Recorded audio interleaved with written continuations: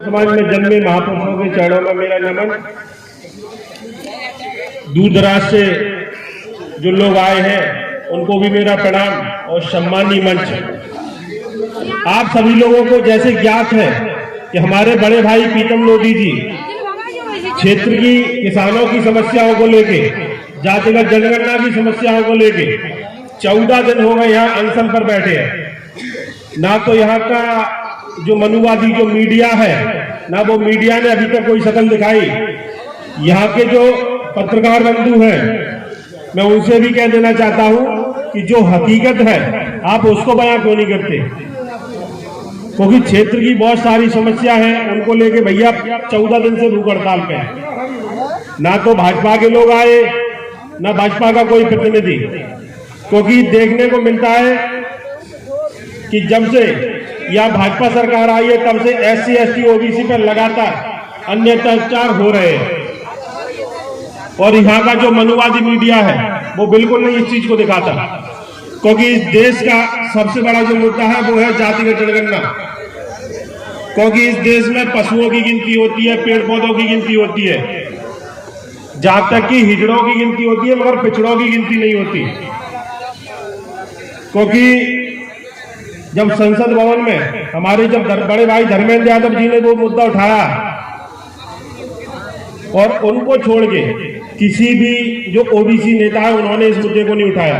धर्मेंद्र भाई लगातार SC ST OBC पर बात करते हैं, क्योंकि हम लोगों ने काफी सुना है उनको और हम लोगों को उनको सुन के काफी मार्गदर्शन भी मिलता है।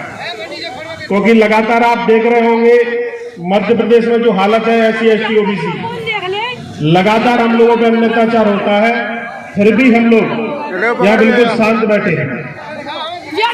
क्योंकि जो प्रीतम भैया ने जो बात कही थी वो पाखंडवाद के खिलाफ कही थी, ना कि ब्राह्मण के खिलाफ।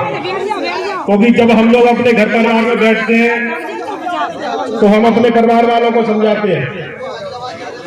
क्योंकि भैया ने जो बात कही थी वो बात कही थी शिक्षा को लेके, क्योंकि शिक्षा वो शेरनी का दूध है, जो पिएगा वो दहाड़ेगा। क्योंकि जब तक हम अपने महापुरुषों को नहीं पढ़ेंगे, जब तक हम अपने महापुरुषों के बारे में नहीं सुनेंगे, जानेंगे नहीं, तब तक हमारी ये लड़ाई बिल्कुल व्यर्थ है। क्योंकि OBC में अभी लगभग 150 महापुरुष, हमें उनको ही पढ़ लें। क्योंकि लगातार आप देख रहे होंगे, चाहे भाजपा सरकार हो या कांग्रेस की सरकार हो, लगातार हमारे लोगों के साथ अत्याचार होता है। यही बात जो प्रीतम भैया ने कही थी, उसको लेके पार्टी ने उनको बाहर का रास्ता दिखा दिया, क्योंकि उन पर पिछले वर्ग का टैग लगा था। अगर यही बात मनुवादी लोग कहते, क्योंकि राजेश्वर शर्मा ने भी यही बात कही, अरिविंद भदौरिया ने ये बात कही, मगर उन लोगों को पार्टी ने बिल्कुल नहीं निकाला। तो ये बात हम लोगों को समझनी पड़ेगी, क्योंकि लगातार हम वर्षों से देखते आ रहे हैं।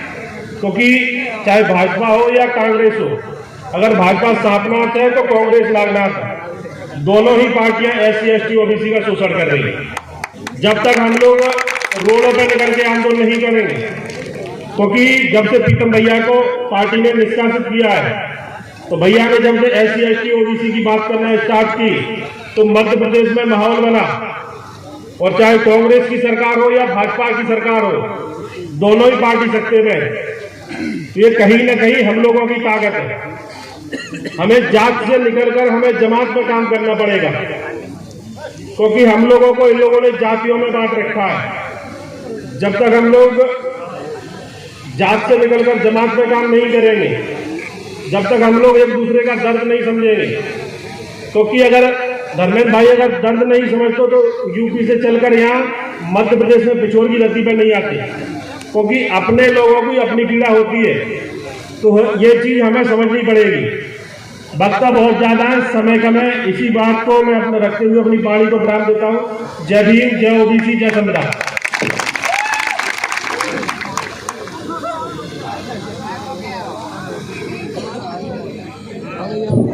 बहुत छोटे समय में, बहुत कम समय में बहुत सही बात कही है।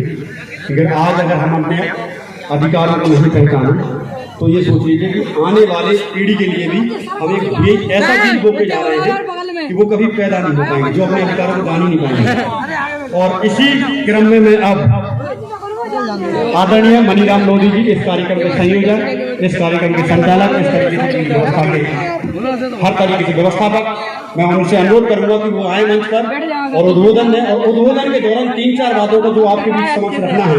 पहला, इस कार्यक्रम की रूपरेखा, ये हड़ताल कैसे थी, क्यों थी और आगे की क्या रूपरेखा है, किस तरीके से हमारा आंदोलन है, हम अपने अधिकारों की लड़ाई लड़ते रहेंगे। आदरणीय प्रीतम भैया,